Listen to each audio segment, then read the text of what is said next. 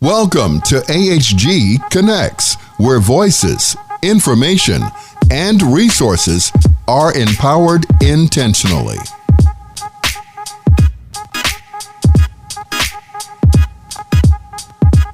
Of Cliff's favorite people, he called them brothers from another mother for a reason.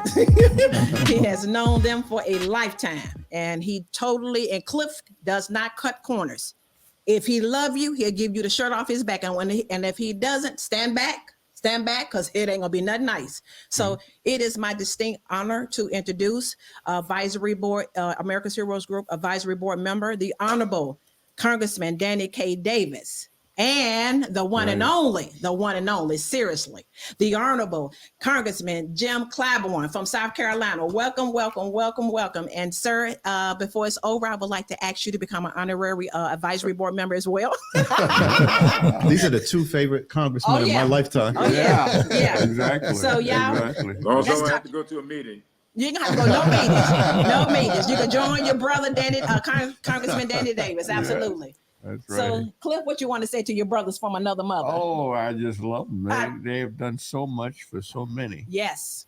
And proven leadership. Oh, absolutely. Yeah. You know, a lot of folks talk, you know what, but nothing happens. Come on. They do it. Yes, and they have done it and keep doing it. And they do it. They keep doing it. Yeah. And what a lot of people do, I can't say on the air, you know.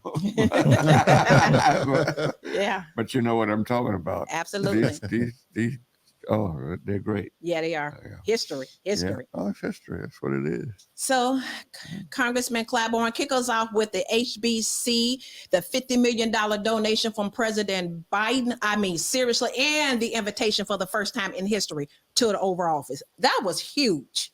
That's the Divine Nine HBC. That was huge, sir. Tell us about it. Absolutely. Well, thank you so much for having me. You know, it has been kind of interesting to watch how things have developed in this administration, and without any big announcement, aside from all of the direct funding that's going directly to HBCUs, it kind of caught me a little bit by surprise when Joe Biden told me he was setting up an office in the executive office building for the Divine Nine. Wow. That's huge. That was a big deal. Yes. Because as you know, those 9 fraternities and sororities all exist on the campuses of HBCUs. Now, they exist on some other campuses as well, but they are, in fact, HBCU stalwarts.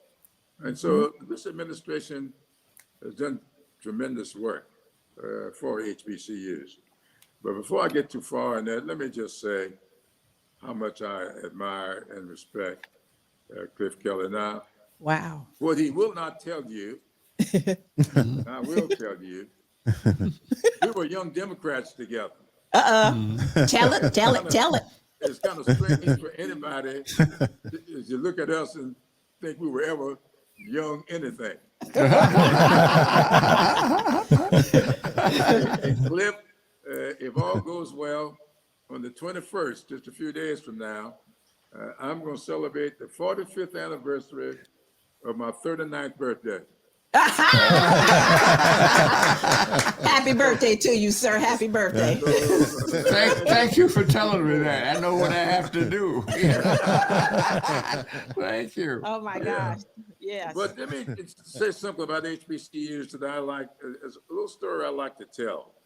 Ron McNair, who, as many of you remember, an African-American astronaut that lost his life in the Challenger explosion. Just before going up on that flight, Ron came by my office one day in Columbia.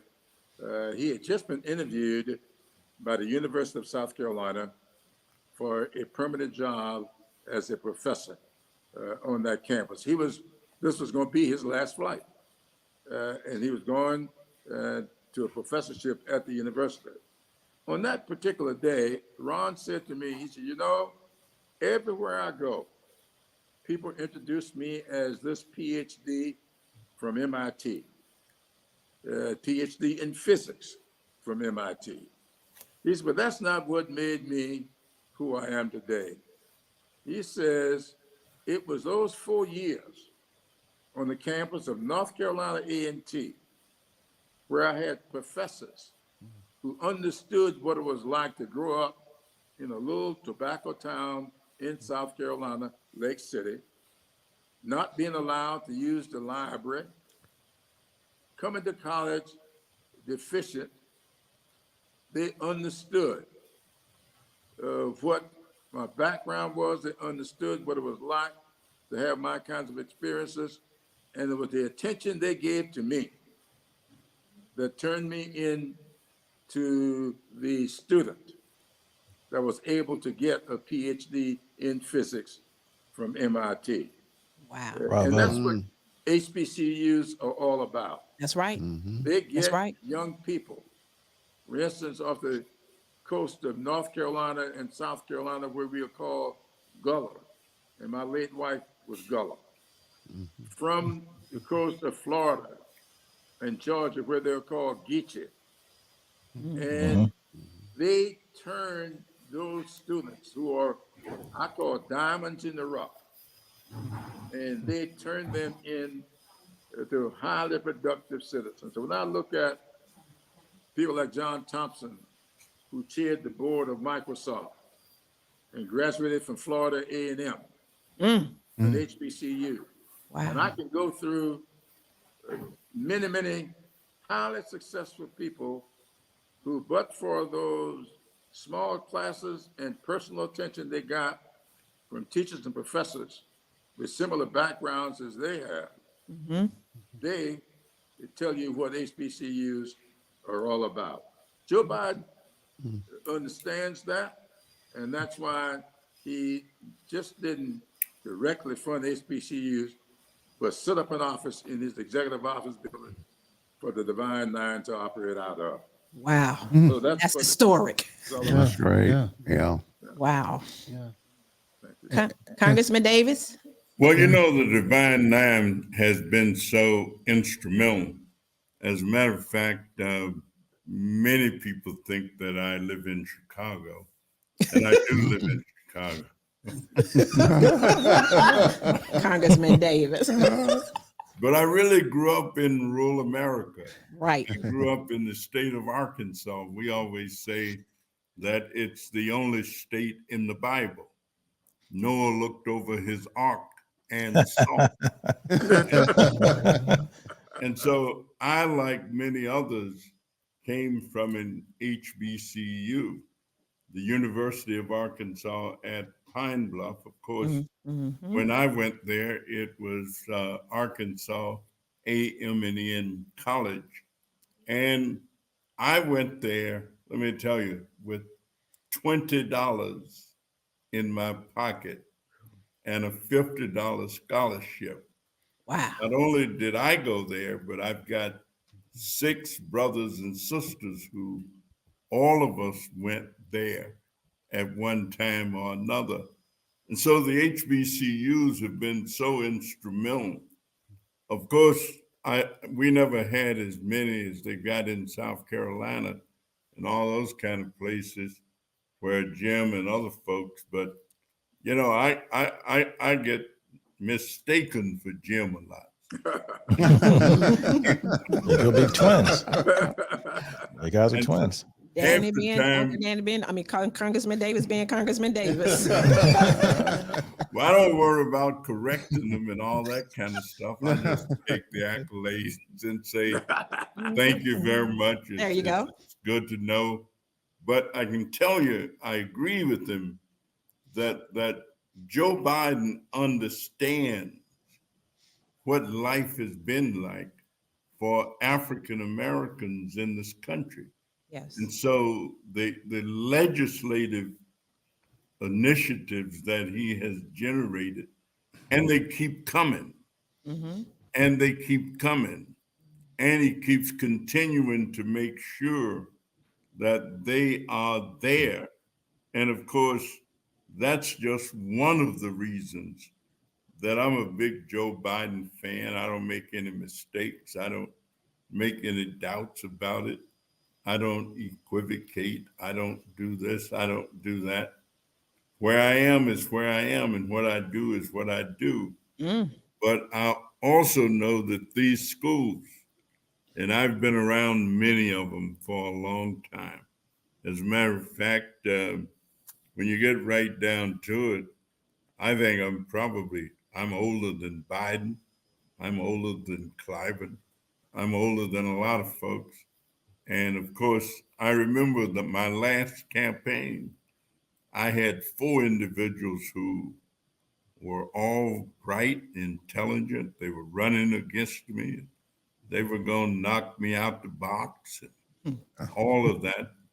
I got more votes than all 4 of them put together. Yes, you did. Yes, you did. Yeah. Yes, you did. And Cliff Kelley let it be known. He let it be known. Yeah. This is my brother from another mother, and I highly endorse him. Yes, you did. Yeah.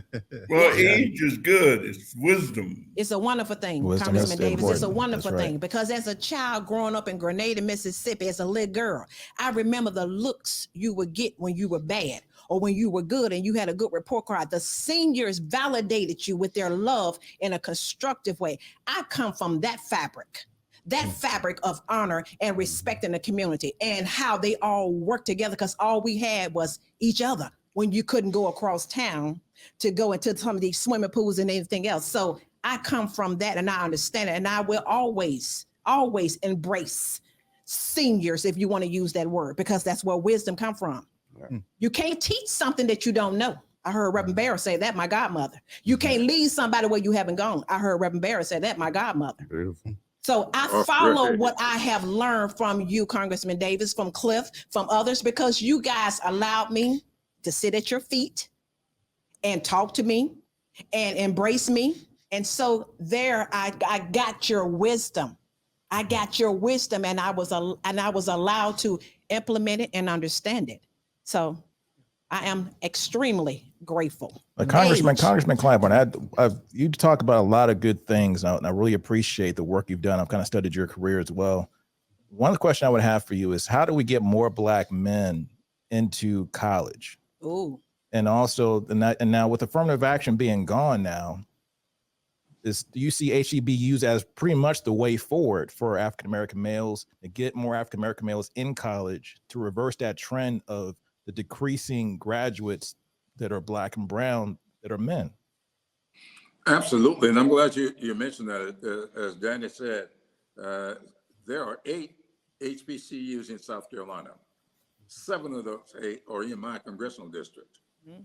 And the first weekend in every August, the first weekend of August every year, I have a big event in the little town of Santee, a rural town about halfway between Charleston and Columbia. In that weekend, I give out 200 scholarships every year. Wow, To fantastic. those Bravo. rural children who are bright and in some instances have been undereducated intentionally. And we give them scholarships, cash from some as high as $6,000 per pupil. Every one of them get a laptop, and every one of them get a software package from Microsoft. We do that to let them know that we are investing in them because we see much of our future in them. And we also have begun to emphasize the fact that with affirmative action gone, for all intents and purposes, with all of this opposition to DEI programs, and with the new threats coming from this thing like Project 2025 that now wants to eliminate the entire Department of Education, that we need them to get serious about their educational opportunities, take advantage of those educational opportunities, because they are on the wane. And Yes. there's just no question about that. And so HBCUs are going to be much more important next year and the year after that than they have been in a half a century. Yeah, Now, that's I'm a graduate of South Carolina State, used to be A&M. And South Carolina State is very important to me. I would never be where I am today, but for that campus and those students, Absolutely. where I really learned what it was like to interact with people, learned what it was like to how to get along with people, Yeah. Yeah. you know, those diverse backgrounds.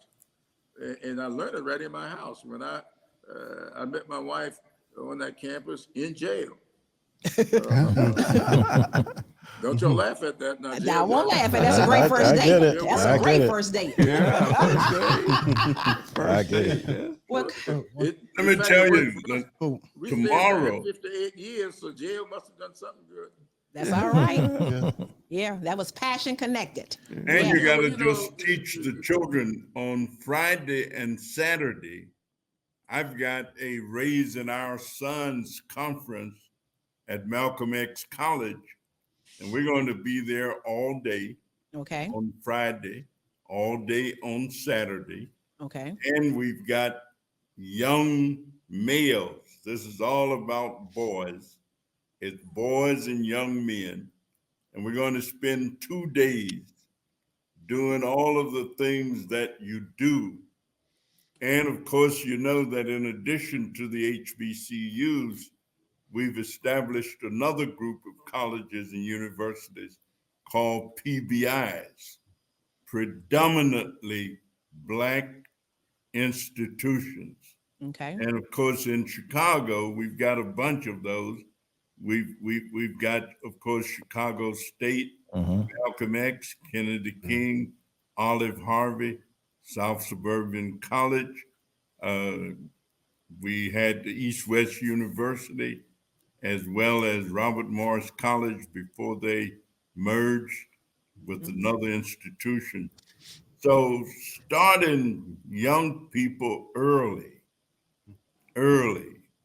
teaching them how to read, teaching them how to understand. If you don't do that, you know, I get a lot of fun at churches when sometimes I'll go there and people will kind of think I'm going to preach and that kind of stuff. And I'll mention that much of what I learned came from reading the Bible. Yes. Yes. And then I'll just mention it a little bit, Genesis and Exodus and Leviticus and Numbers and Deuteronomy and Joshua and Judges, Call it. and Job, Uh-huh. all the rest of those guys, Matthew. Herbert, get to the New Testament, man. but if you don't do that, Right. I mean, and we've got kids 7 and 8 years old now engaged in learning to read and recite stuff and do stuff. Well, if you learn to read, you can really keep going. That's right. That's right. That's right. You can do anything else Yeah. once you learn to read, because you can learn the other stuff. So we got to You get know, them in guys, there. You know, Well- I'd love to hear Danny talk about all of those PSIs, those predominantly PBIs, predominantly Black institutions. You know, Dan and I had a little friendly competition going several years ago. He came me with a little piece of legislation. Cliff, you'll like this. So Danny says, you know, we got all these schools here. We need to pass legislation to make them HBCUs. I said, Danny?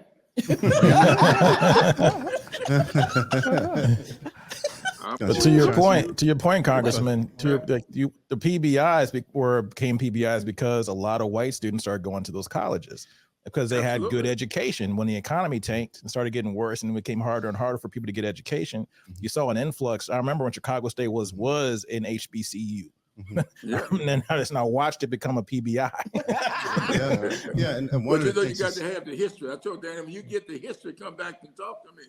Yeah, one of the things, Congressman Clyburn and Congressman Davis, you know, I went to Howard University, and I got my degree, MD from U of I, University of Illinois, with an MPH. I got a Master's of Arts from the Naval Postgraduate School. I got a Master's of Science in Threat Response Management from the University of Chicago. But the greatest degree I ever got was a Bachelor of Science from Howard University. Oh yeah. Absolutely. Because when I was there, I learned about people like Ernest Everett Just. I learned that we were part of history. Yeah. Yeah. Before that encounter with a HBCU, I thought we didn't even exist. Wow. Right. Yeah. Sure. Ernest Well- Everett Just, by the way, Ernest Everett Just happened to be from Charleston, South Carolina, and went to and taught at South Carolina State. Wow. Isn't that Yes. something? Well, I can Before happily. becoming a founder of Omega Psi Phi. Omega Psi Phi fraternity. You know he was going to say it. You know he was going One to of the say it. Divine Nine. Well, Congressman Davis and Congressman Claiborne, I can happily announce that America's Heroes Group has connected with the chairman of the Divine Nine and the president of Alpha Phi Phi Alpha, Dr.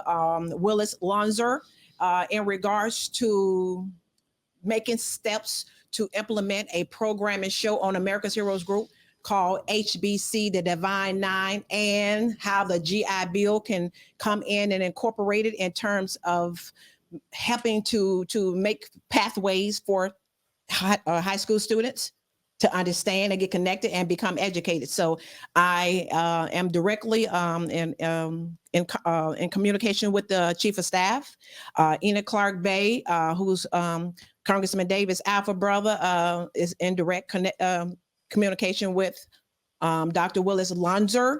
So I would like to do more in terms of making sure that we can develop this in a way that it goes directly from the high schools in the surrounding communities in the states directly into the pathways of where they are qualified to enroll.